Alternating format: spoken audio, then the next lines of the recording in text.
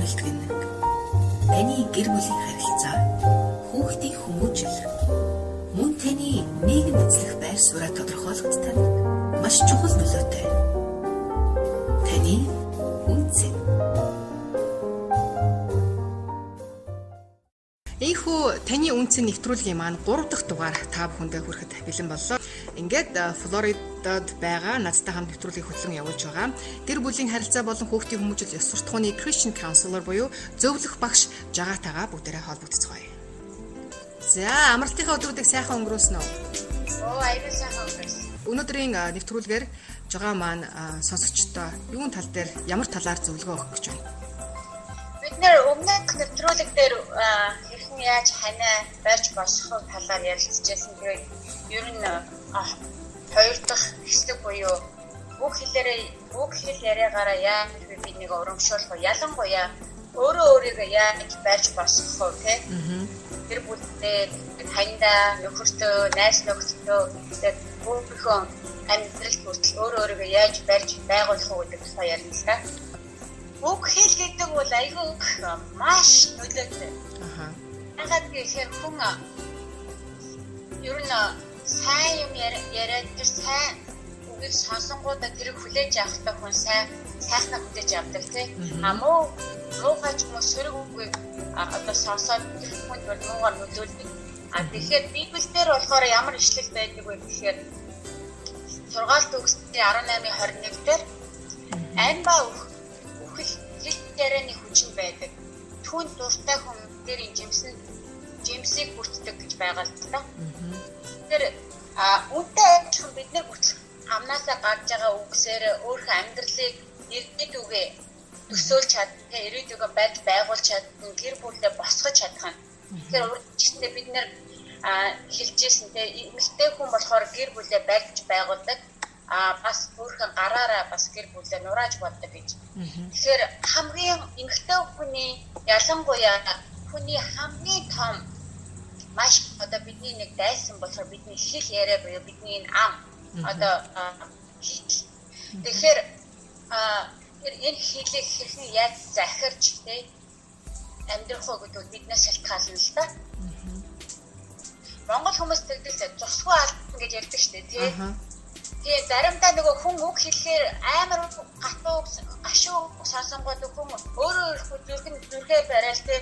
Тэ амар гомддог шүү дээ. Тэгээ яг тэрнтэй адилхан байхгүй. Тэгэхээр хүний хамгийн одоо болохгүй эрхтэн бол хэл Библиэлд шүү байдаг тий. Гэхдээ хамгийн гол нь бид нэр өөрөөсөө хувь хүн тэр хэлийг захирах эрхтэй захирч чадна.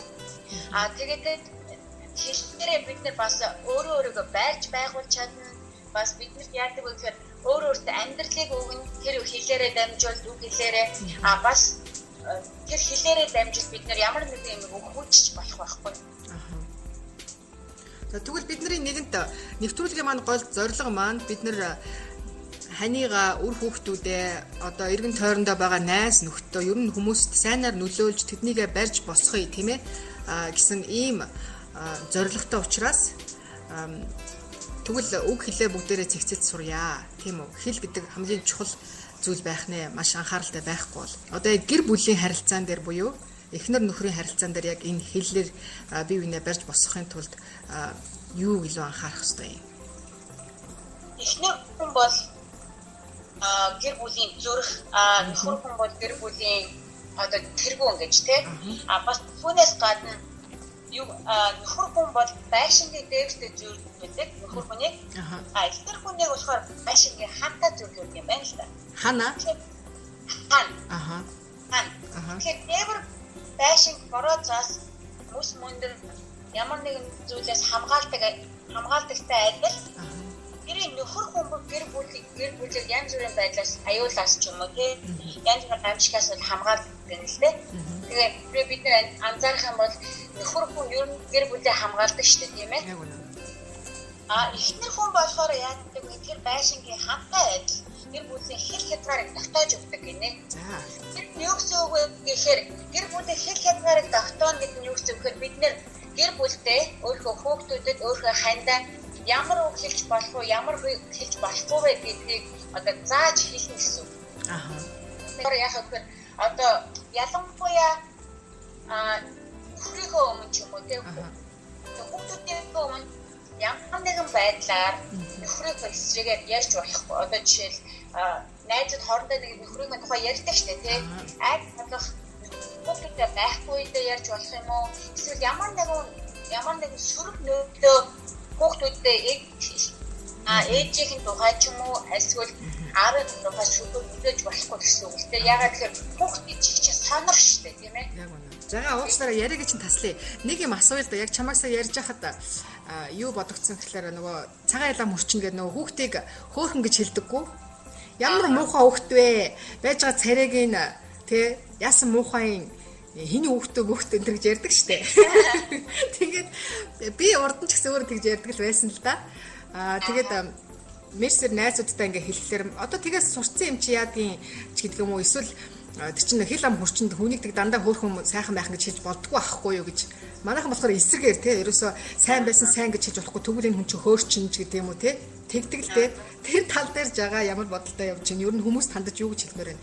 Тэгэхээр бидний сэтгэлгээ болохоор яадаг гэхээр яг нөгөө Монгол сэтгэлгээгээр за миний муухай хөөхөд миний тэг би өөрөө тэгж өссөн л дөө. Манай ээж аавтай хоёрыг бол нам миний муухай охин миний муу царай муутай охин гэдэг ч юм уу тий. Өөрөөгөө хэрэг альва одоо энэ арайдаг сонсож байгаа сонсогч хүн болгон дотроо зүрх сэтгэлээ хэрэг ингээ хянах юм бол хин нэгөө намайг хөөхөн гэж хэлээсэй ч гэдэг юм уу тий.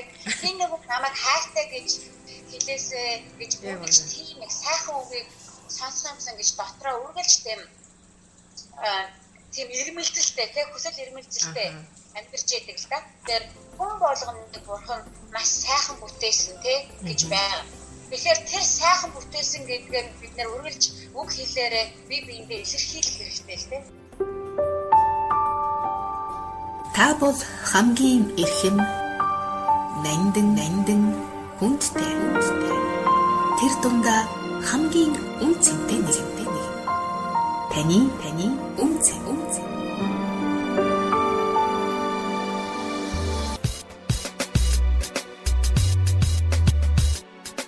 Сайхан чихэн чимхтэй үгсээр бие биенээ хурцлж амьдарцгаая. Монголчууд интернет радио.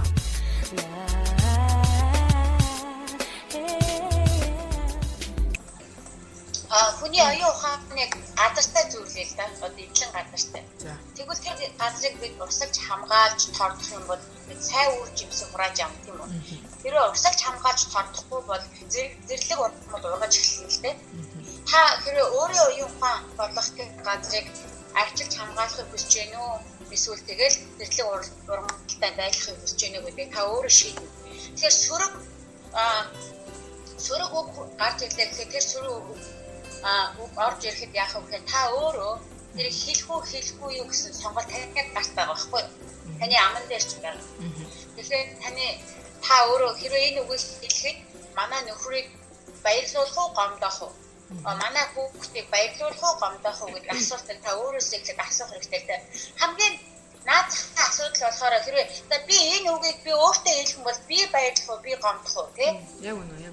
Хамгийн энгийн жишээ. Тэгвэл заримдаа үг хэлэх шаардлагагүй байдаг бүх юм тогтворчдаг ч байдаг л да. Цаг хугацааны ихээр. Бид нэр хэрэг өөрсдөө аюу ухаантай сайн үр хариул сайн үр жимс хурааж авна. Хэрэг муу үр хариул муу үр жимс хурааж авна. Тэгэхээр бидний оюун санаанаас бидний ямар шийдвэр гаргахаа шалтгаална гэсэн үг л дээ. За тэгээд өнөөдрийн нэвтрүүлгийн цаг маань үүгээр өндөрлөж байна.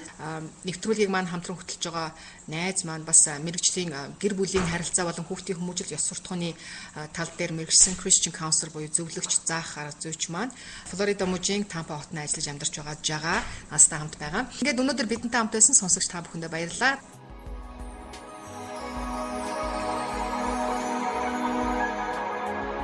Бибинэ уучлаарай. Нэг энэрийн уян зөөлөн сэтгэлээр хандцгаая.